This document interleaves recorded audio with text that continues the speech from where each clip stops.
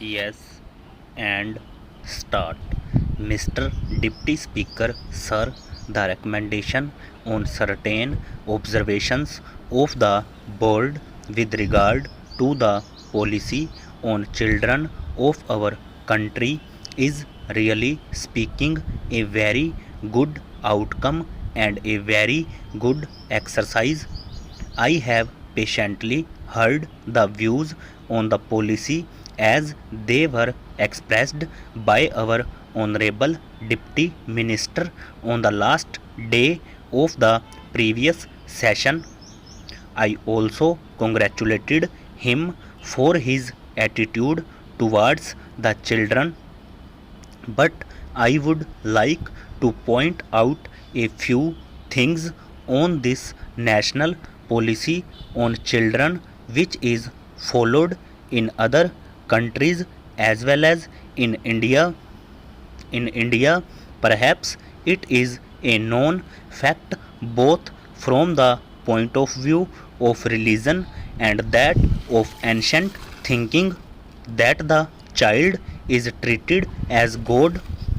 Usually, it is a common phenomenon both in the villages and the cities.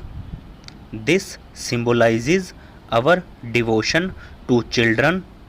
It also indicates our expectations and our dreams about children. I could really appreciate that when we were under the British rule, we could not evolve a suitable policy in relation to children with a view to improving their conditions. But we are now a free country.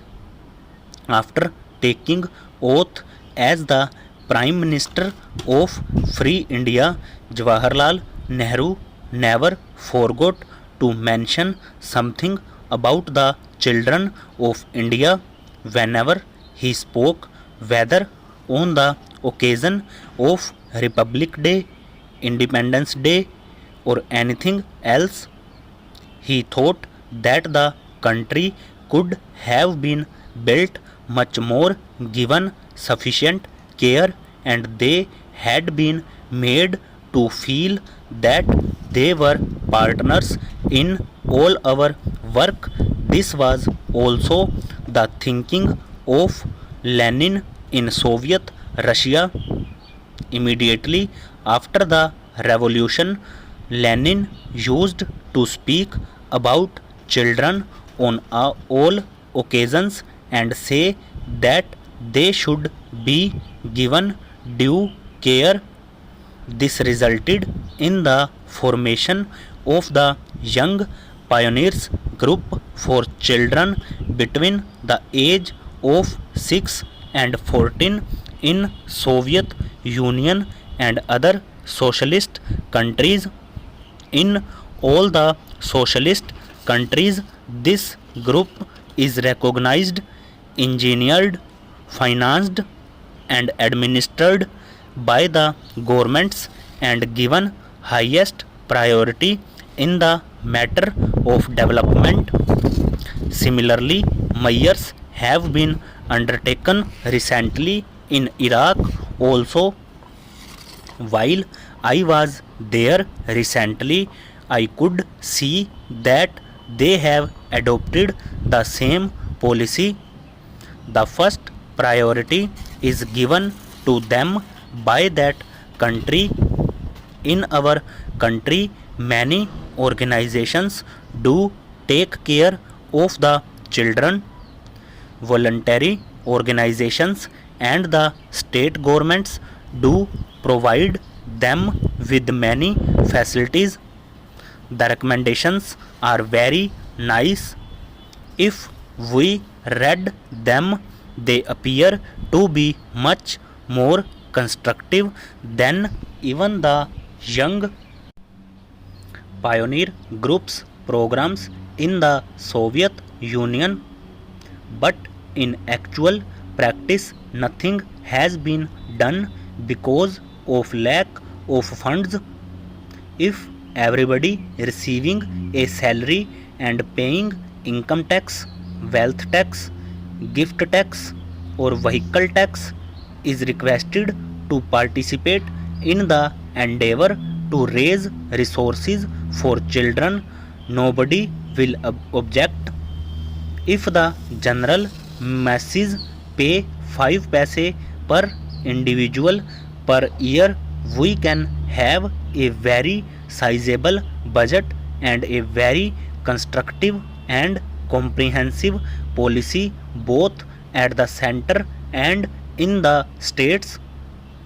When a child grows into a young man, he talks of sports and games. Look at the budget allocation for sports and games, which would help the development of the mental and physical potential of the young of our country. It is a small amount in comparison to what they spend in Middle Eastern countries. In a country having 100 crores of people, that is the second largest population in the world, children and youth are not given any financial expenditure support by the government. There is no compulsory item of expenditure for the promotion of the moral and cultural talents of the children in the national sphere. This work has to depend on some social organizations.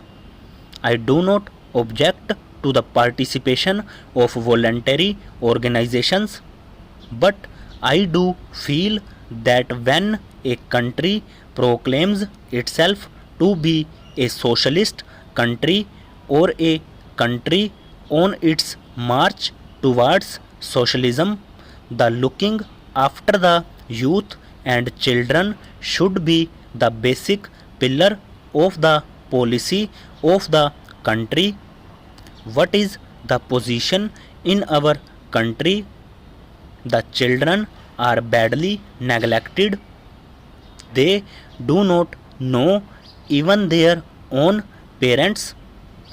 In the words of Jawaharlal Nehru, when a child is born in this country, it should consider the country as its mother, and the country should consider the children as their own. Do our children think of our country in that way now?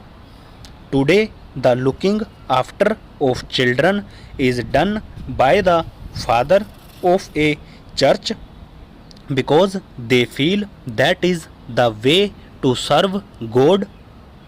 Sometimes we give them prize or we recommend their names to the United Nations organization or other authorities for the award of Nobel or some other prize.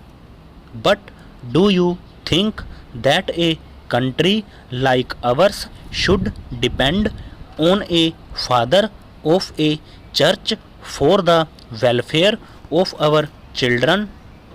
The moment a child is born in our country, it should be the responsibility of the country under our constitution and the rule of law as it obtains today over.